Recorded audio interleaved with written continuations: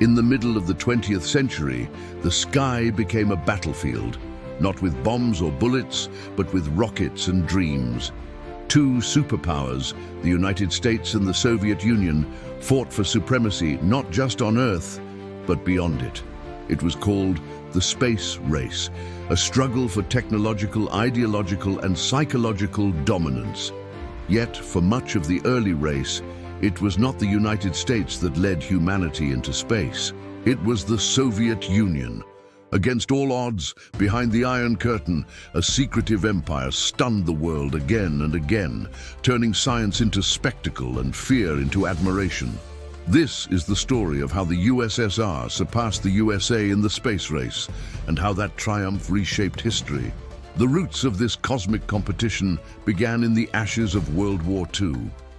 Both nations raced to seize the technology and scientists behind Nazi Germany's V-2 rocket program. The Americans captured Werner von Braun and his team, who would later design the rockets that sent astronauts to the moon. The Soviets, meanwhile, took control of equipment, factories, and other German engineers who would work under the command of a brilliant but little-known Soviet engineer, Sergei Korolev. He would later be called the chief designer, the secret mastermind of the Soviet space program. Korolev's path was as dramatic as any space epic. Arrested in 1938 during Stalin's purges, he spent years in a Siberian labor camp before being released to work on military rocket projects. Despite the suffering, he remained devoted to his dream of spaceflight. His genius lay not only in engineering, but in vision. He saw rockets not merely as weapons, but as vehicles of exploration.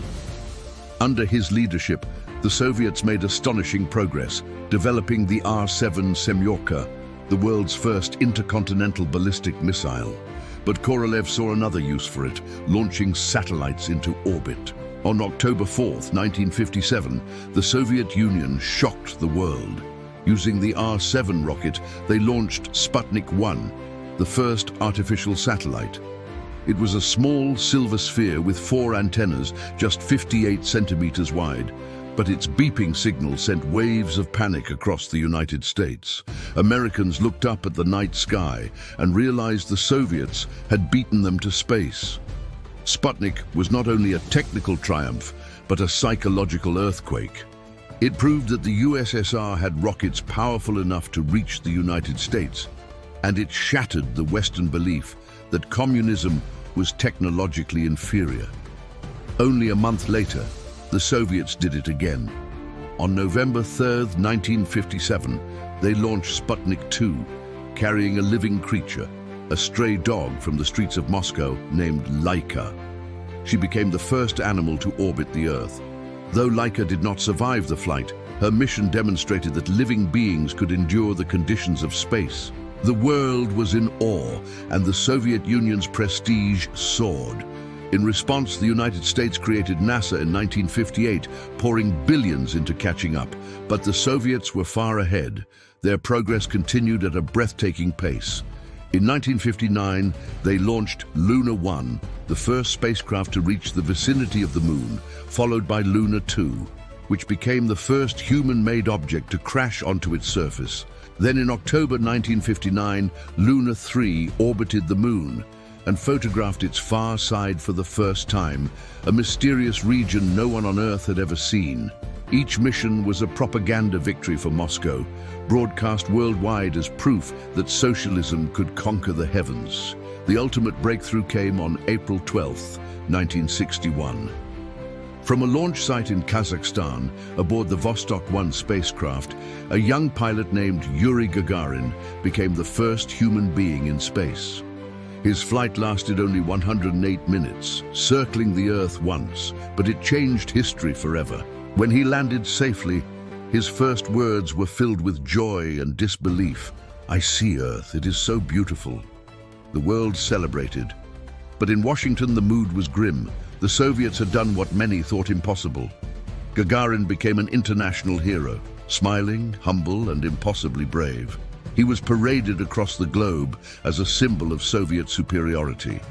Even those who despised communism could not deny his courage. The United States scrambled to respond, but when their astronaut Alan Shepard made a brief suborbital flight a month later, it felt like too little, too late. The USSR had captured the imagination of the planet. Behind these achievements stood Korolev, still unknown to the public. His name was classified, his face absent from newspapers. Working in secrecy, he continued pushing boundaries. In 1963, the Soviets sent Valentina Tereshkova, a 26-year-old textile worker, into orbit aboard Vostok 6. She became the first woman in space, proving again that the USSR could achieve firsts the Americans had not even attempted.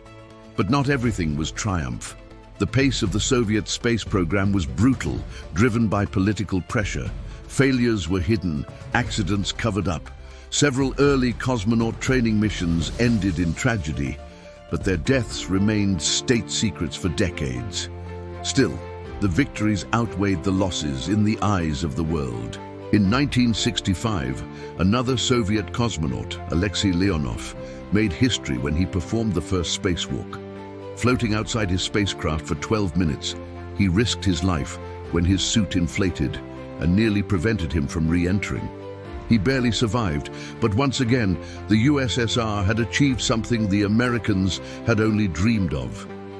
The reasons behind these early Soviet successes were complex. The centralized, state-controlled nature of their program allowed rapid mobilization of resources and talent. Political leaders like Nikita Khrushchev understood the propaganda power of space exploration.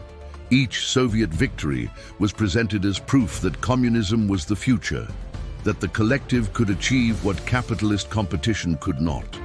Meanwhile, the US space program, though better funded, was slowed by bureaucracy, interagency rivalries, and a more cautious approach.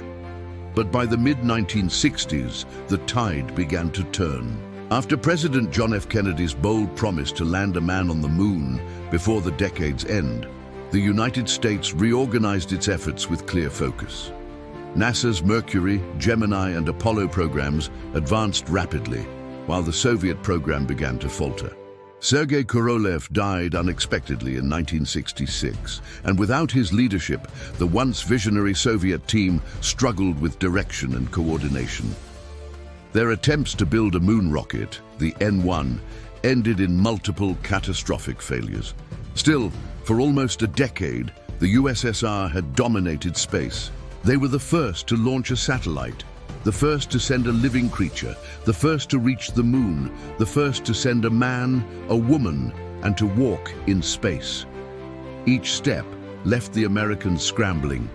Their early lead in the space race was so overwhelming that many in the West feared they might win control of space itself. Yet the story of how the Soviets surpassed the Americans is not only about rockets, it is about vision, fear, and pride. It was a time when two ideologies competed to define the future of humanity. The Soviets had fewer resources, but they had determination and the willingness to take risks that their rivals would not. In the darkness of secrecy and under immense political pressure, they accomplished miracles that still inspire awe today. When Apollo 11 finally landed on the moon in 1969, the United States claimed ultimate victory. But the early chapters of the space race belonged to the Soviet Union. Their daring, their innovation, and their courage had changed the world's perception of what was possible. The Soviet space program ignited a fire in humanity's imagination, one that still burns in every astronaut, every rocket launch, every dream of Mars and beyond.